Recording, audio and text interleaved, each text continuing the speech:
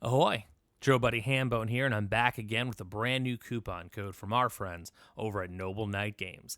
This month, the code is LEGENDS. It's good for 10% off orders of $10 or more now through November 19th. Noble Knight has all your RPG back-to-school needs. One-stop shopping, whether it's board games, magic cards, books, dice, whatever it may be, Noble Knight is the place to be. Using the code LEGENDS, good for 10% off orders of $10 or more, running now through November 19th, you can set yourself up pretty pre-holidays with everything you need to run some games for your friends and your family. So next time you're checking out at Noble Knight Games, don't forget to use the code LEGENDS. Good for 10% off orders of $10 or more, running now through November 19th. From our friends over at Noble Knight Games. This is the Vintage RPG Podcast, your source for the best in classic and contemporary RPGs. With your hosts, Hambone and Stu.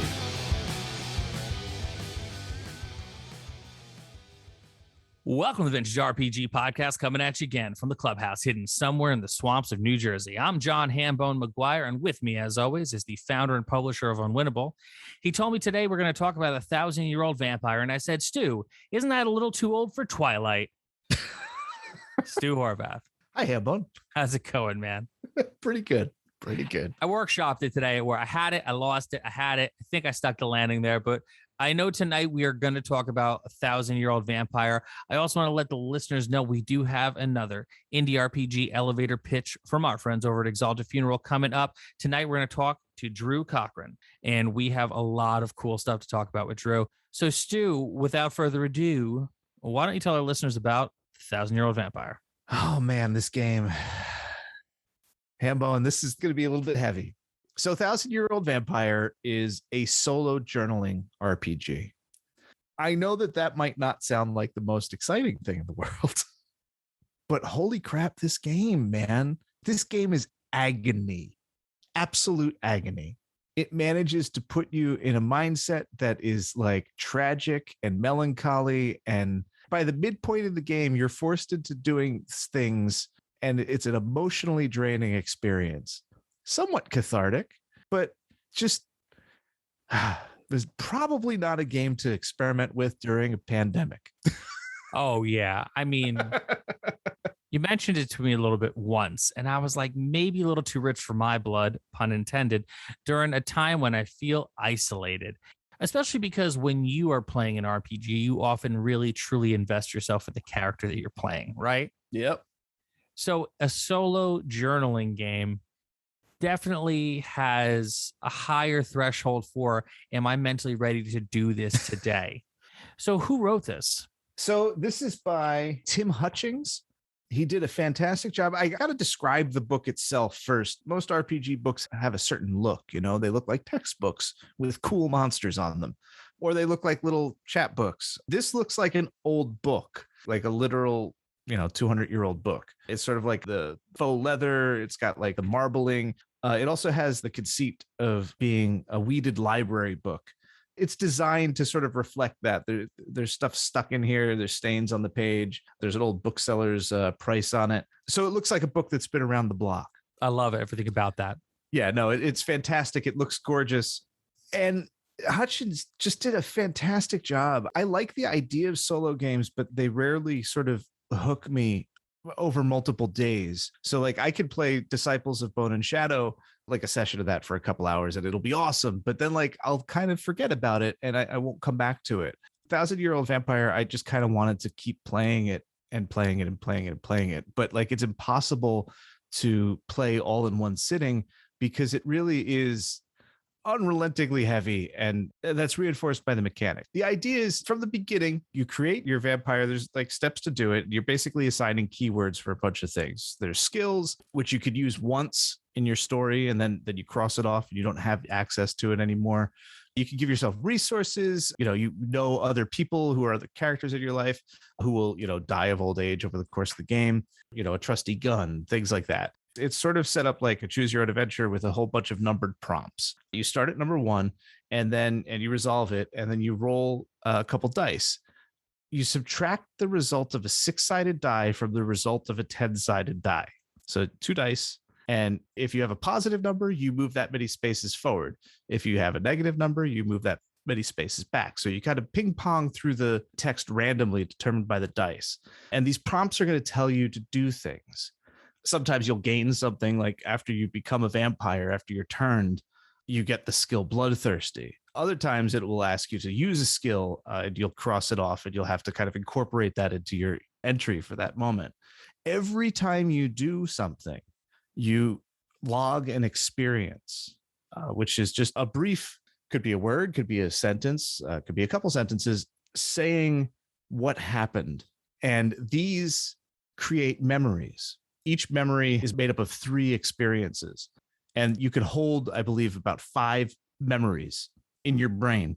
Once you fill up there, you could offload 4 memories into a diary or a journal, like the one that you're playing out of.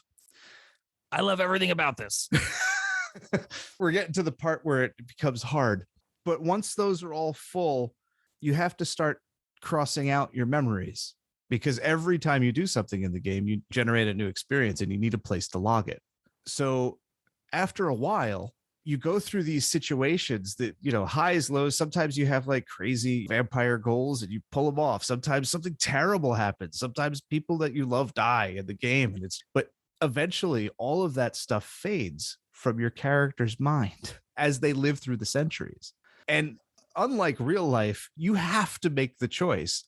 And this is the key sort of pain of the game, is it's really hard to do that. It doesn't always kind of come together. It's like real life. Sometimes like you do a thing and like nothing ever comes of it. That person disappears out of your life. Other times everything kind of comes together and it's perfect. More perfect than the most perfect vampire novel. And then when it's done, you have to start erasing it. And that hurts, Hambone. It's so crazy, but it's so difficult to do. And then of course, the prompts can force you to do things like, you have a whole bunch of skills and stuff, but eventually if each prompt tells you to cross out a skill as you go, eventually you're going to have to use Bloodthirsty, even though you might be trying to like save your wife. Oh my God. Right? Like the mechanic is super simple, but it puts you in these extremely difficult narrative positions where eventually, you can try and work around it and get around it, but eventually like something terrible is going to happen. And then the cycle just keeps repeating down through history. Dude, that's amazing. It really is. I want to play this game now. I mean, you sold me on playing this game. I love vampires. I love them. Like my favorite monster of all time is Dracula. And that dude doesn't remember everything. And then you look at like someone like a Barnabas Collins and that dude doesn't remember anything other than like his one love. And like you don't really think in terms of character, like how much a character actually has to remember. Where like, in a story, you see a character for a finite amount of time, like say like a Spider-Man, ageless to a certain degree. Yeah. But if you had to think about Spider-Man from when Spider-Man was created to now, that's the span of a human life. And, as a person who's getting a little bit older as we are, you remember a lot, but you also forget a lot. Like there are moments in my life that I just don't remember. And that's part of the thing, a little sidebar here. The importance of telling stories and sharing stories with your friends and people that you love and care about is that it's a great way to keep those memories alive, if only so you don't forget them. So I think as a 42-year-old man, I had to think for a second because what is time anymore? Of all the things that I've forgotten and how maybe some of them are cool to forget. And maybe some, if I remembered, it would hurt me. But I can't imagine that times the number it would take to get to 1,000 years. That is crazy and almost unfathomable to me. But yet, as you tell me about this game, I'm seeing it. And the idea that I would have to go and choose uncomfortably sometimes about a memory to lose or have my hand forced to do something that I've been painfully trying to avoid for so long, like the bloodthirst. Sign me up. Yeah.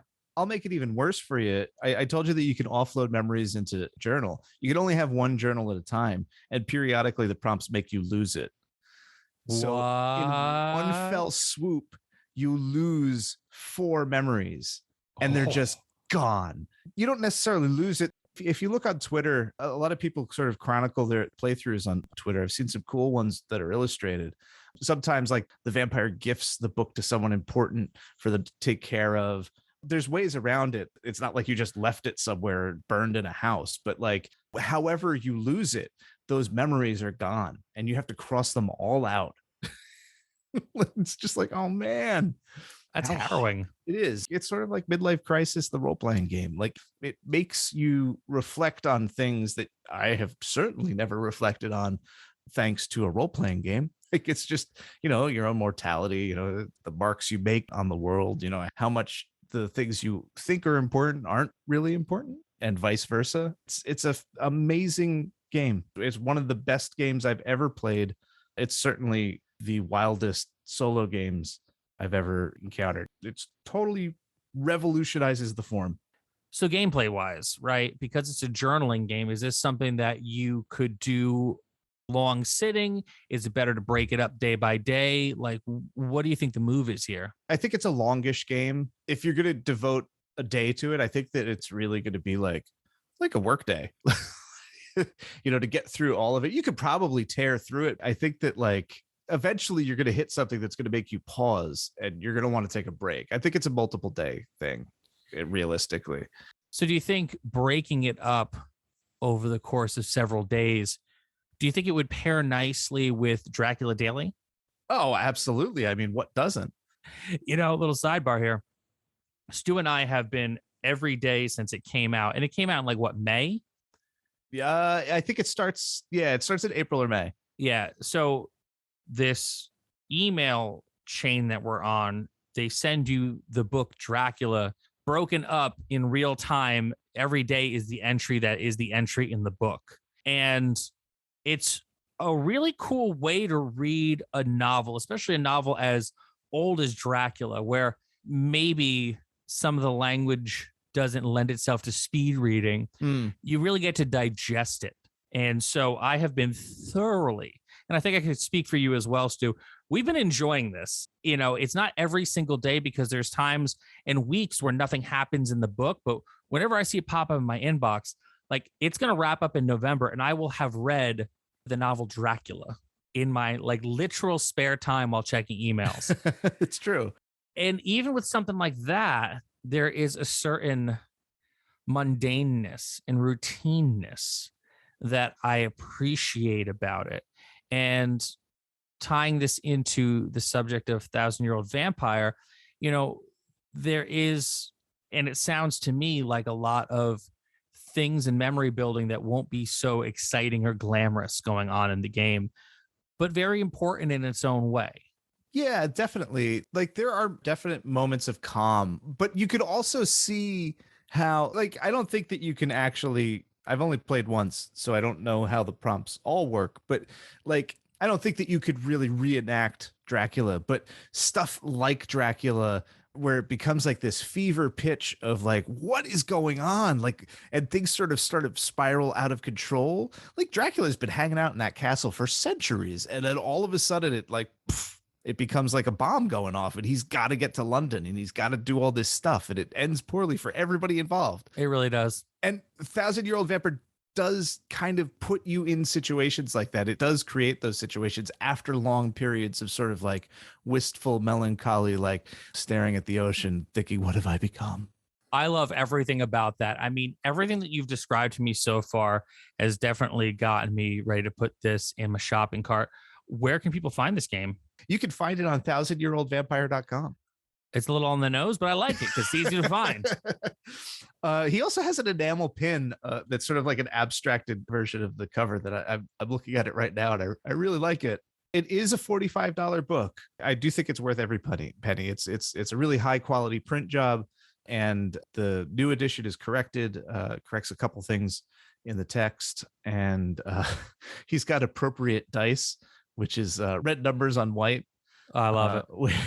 It's just everything about it is really nice. Hutchins also has a love of RPG history. I think I've mentioned on the show a couple of times the Oracle fantasy role-playing zine from the 80s. He reprinted that. Oh, wow. And he's reprinted old kids modules that were made like in the 70s and 80s. All of that stuff is really great. All of it's available through his site. Definitely worth checking out. Well, very cool. And dear listener, $45 in the end of the day. I'm going to sell this book to you right now. I've never met this person who's written this book. This is honestly the first time I'm really hearing about it. But I'm going to tell you why $45 is not a lot of money to spend for an RPG.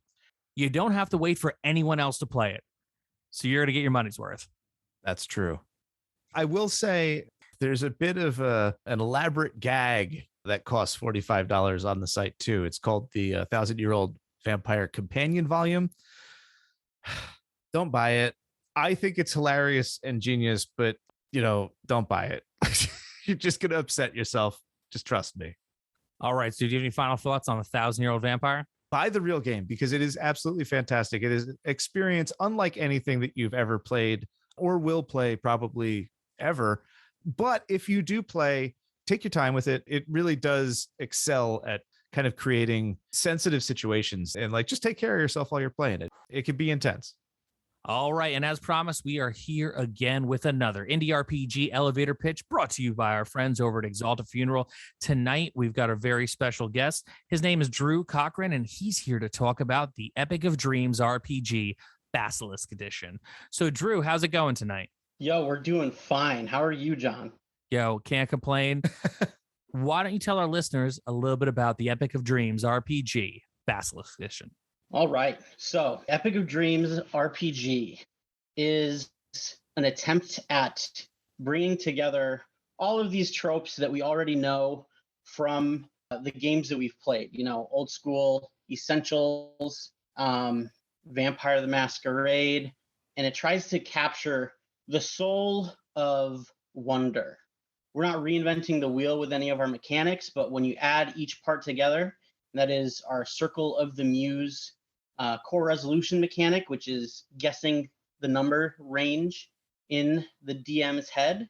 And then we also have a soliloquy mechanic, which features these sort of internal moments that are sort of lost at the table during roleplay, as well as an experience that becomes cohesive such that when you remember your character's backstory and your two main numericals, that's your level and your order class, which is based on your race, then you don't even need a character sheet and you don't even need dice to play. Your imagination can run wild and free towards the pinnacle RPG experience. So I was already on board because I saw the Manticore edition a couple years back on Exalted Funeral, and I snapped that up in a second because it involved manticores. And it's so different. Like you said that you're not reinventing the wheel, but the Circle of the Muse is a pretty unique kind of resolution mechanic. Can you tell us a little bit more about how you came up with that and implemented that? Absolutely. So I was riding a bus one day in a little college town in China, and I was thinking to myself, how can I play the best game of D&D without anything?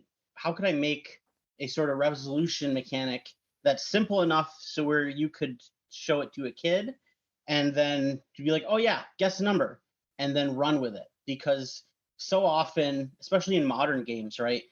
There's just so many little corollary rules and little things that you have to, look up and check. I wanted to make this game such that you could just take the story, the real game that's happening, and then just, have the numbers be there when you need them. And it's been really funny, Stu, because the whole time of I spent 8 years on this game.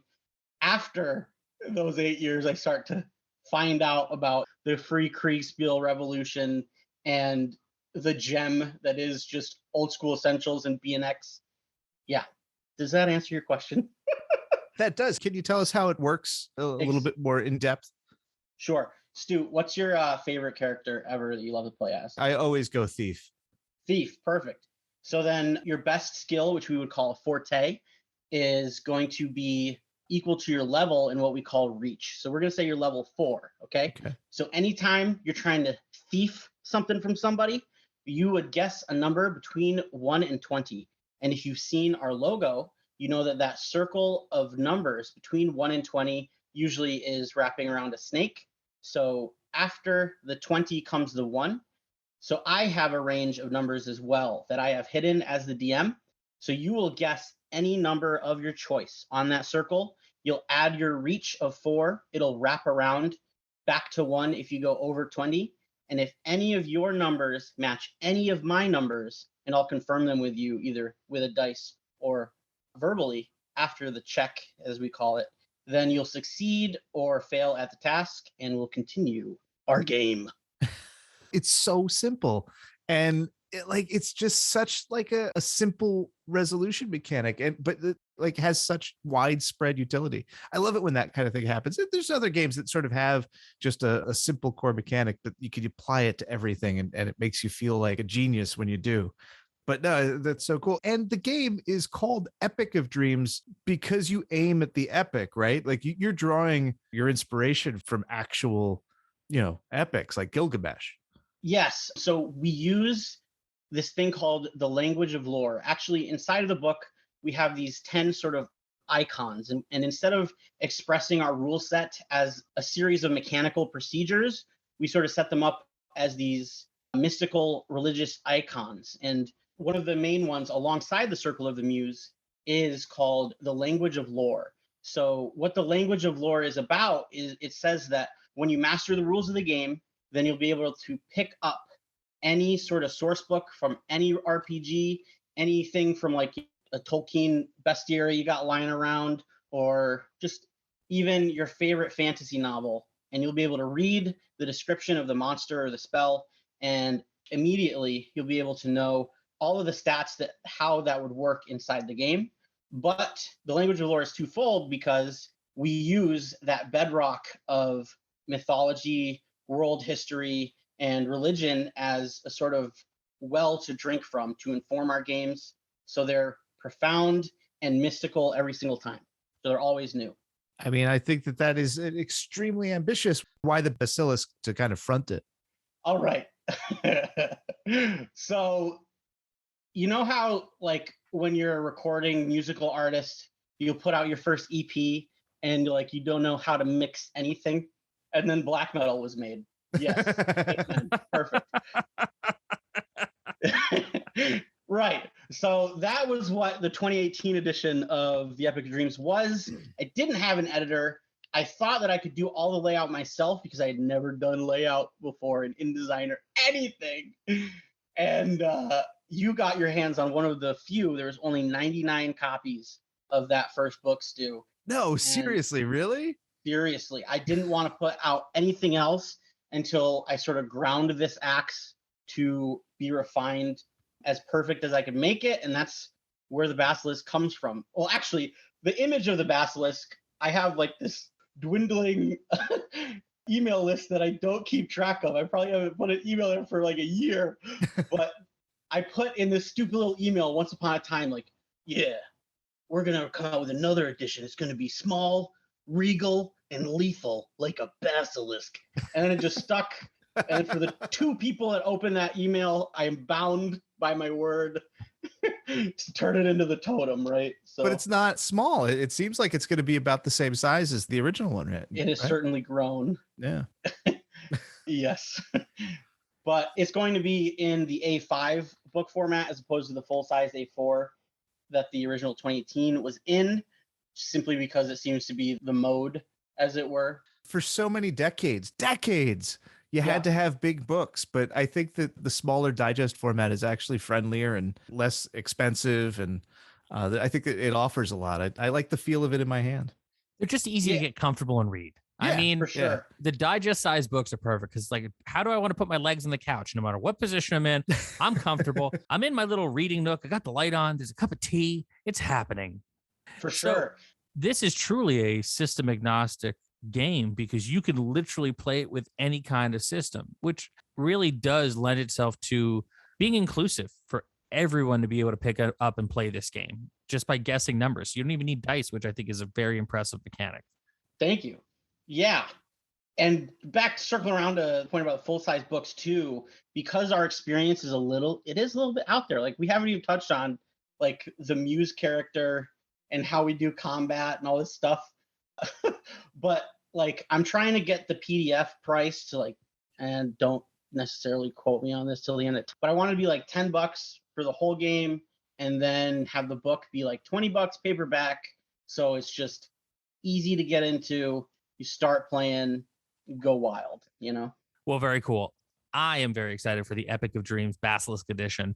And this is still available for late backers over on GameFound.com, correct? Correct. This is the only chance you can get the really cool snake logo hardcover through that late pledge. And then afterwards, we will only have the lion logo book available.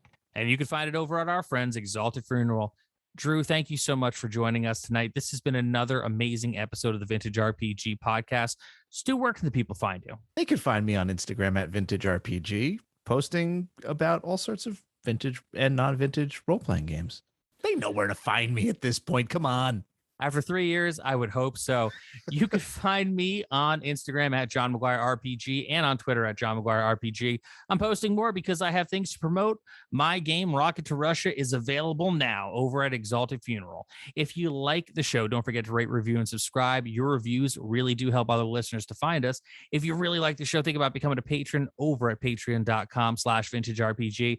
We've got early release episodes.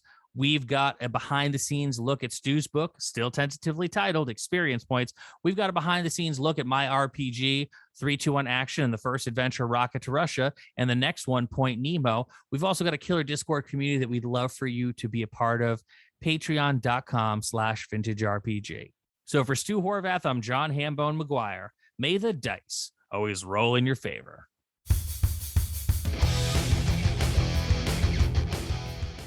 Thanks for listening. Don't forget to like, review, and subscribe to the podcast. Every review helps other listeners to find us. The Vintage RPG Podcast is a ham-fisted production. Music by Dega West. Art by Schaefer Brown. If you like the podcast, you should also consider becoming a patron at patreon.com.